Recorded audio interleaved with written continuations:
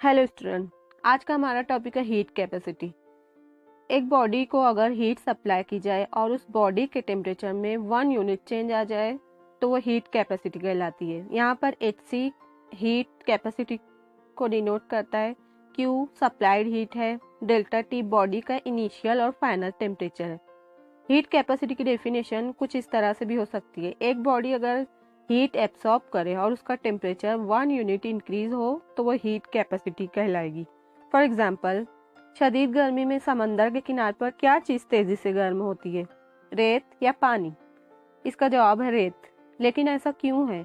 रेत के साथ साथ पानी भी सनलाइट से उतनी ही हीट एब्सॉर्ब करता है, फिर क्यों सैंड या रेत तेज़ी से गर्म होती है और पानी ठंडा क्यों रहता है? इसकी वजह उनकी हीट कैपेसिटी है, क्योंकि रेत को गर्म करने के लिए कम ही हीट की ज़रूरत होती है, जबकि पानी को गर्म करने के लिए बहुत ज़्यादा हीट दरकार होती है।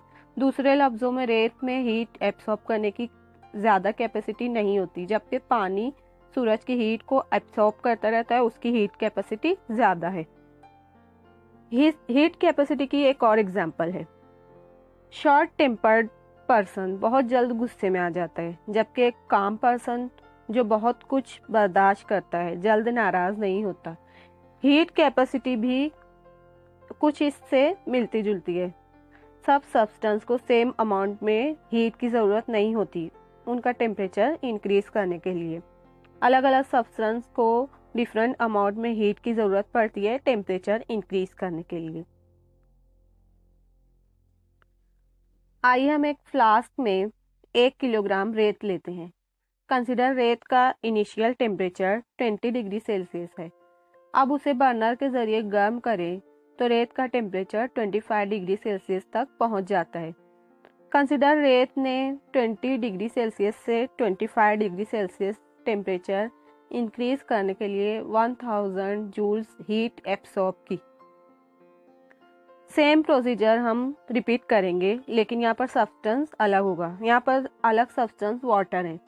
कंसिडर एक फ्लास्क में हम 1 किलोग्राम पानी लेते हैं जिसका इनिशियल टेम्परेचर 20 डिग्री सेल्सियस होगा। फिर हम वाटर को बर्नर के ज़रिए गर्म करके उसका टेम्परेचर 25 डिग्री सेल्सियस तक करेंगे। यहाँ पर रेत और पानी की क्वांटिटी सेम है, दोनों का टेम्परेचर भी 20 डिग्री सेल्सियस से 25 डिग्री सेल्सियस तक सेम इंक्रीज हुआ, लेकिन इसके बावजूद पानी 25 डिग्री सेल्सियस टेम्परेचर तक पहुंचने के लिए ज़्यादा हीट एब्सॉर्ब करता है। ऐसा इसलिए हुआ है क्योंकि पानी में हीट एब्सॉर्ब करने की कैपेसिटी ज़्यादा है और इस प्रॉपर्टी को हीट कैपेसिटी का नाम दिया गया है। हमने देखा कि रेत की हीट कैपेसिटी ज़्यादा थी और पानी की कम। इससे पता चलता है कि हीट कैपेसिटी बॉडी के मटेरियल पर डिपेंड करती है। हीट कैपेसिटी बॉडी के मास पर डिपेंड होती है। बॉडी का मास जितना ज़्यादा होगा, हीट कैपेसिटी भी उतनी ही ज़्यादा होगी, जबकि बॉडी का मास जितना कम होगा, हीट कैपेसिटी भी उतनी ही कम होगी। Now let's see heat capacity. अगर किसी बॉडी के 1 यूनिट मास को हीट सप्लाई की जाए और उसका टेम्परेचर 1 यूनिट तक इंक्रीज हो जाए तो ऐसी हीट स्पेसिफिक हीट कैपेसिटी कहलाती है। स्पेसिफिक हीट कैपेसिटी की इक्वेशन है C = Q/M delta T।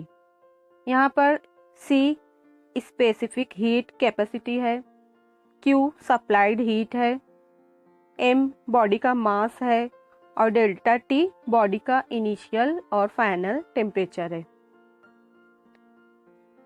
Picture में आप देख रहे हो कि एक लोहे का ब्लॉक जो 1 किलोग्राम है, उसका इनिशियल टेम्परेचर 20 डिग्री सेल्सियस है।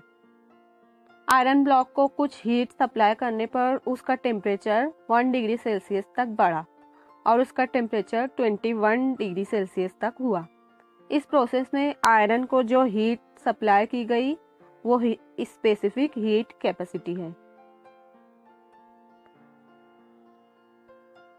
Now let's see difference between heat capacity and specific heat capacity. First difference है, heat capacity is defined as एक बॉडी को अगर हीट सप्लाई की जाए और उस बॉडी के टेम्परेचर में 1 यूनिट चेंज आ जाए तो वो हीट कैपेसिटी कहलाती है, जबकि स्पेसिफिक हीट कैपेसिटी को डिफाइन करते हैं कुछ इस तरह। किसी बॉडी के 1 यूनिट मास को हीट सप्लाई की जाए और उसका टेम्परेचर 1 यूनिट तक बढ़ जाए तो ऐसी हीट स्पेसिफिक हीट कैपेसिटी कहलाती है।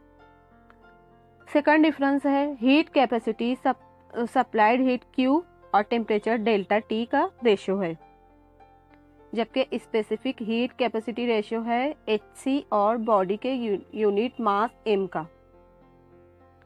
हीट कैपेसिटी का फॉर्मूला है Hc equal to Q upon delta T, जबकि स्पेसिफिक हीट कैपेसिटी का फॉर्मूला है C equal to Q upon m delta T।